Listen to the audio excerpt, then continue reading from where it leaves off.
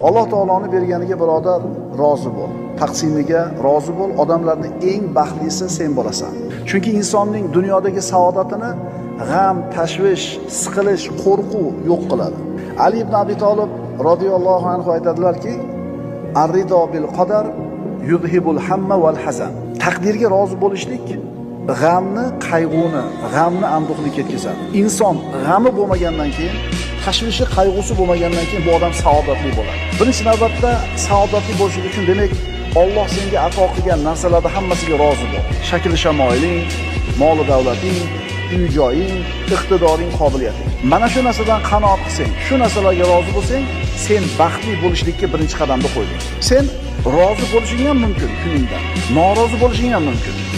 Ikkala holatda ham shu turib. Norozi bo'lsang, gunohkor bo'lasan, baxtsiz bo'lasan, rozi bo'lsang, savob bo'lasan, saodatli bo'lasan. Alloh taolo aytadi: "Astagfirullah, faquz ma ataytuka va kun minash shakirin." Bas biz sizga ato qilgan narsani olingda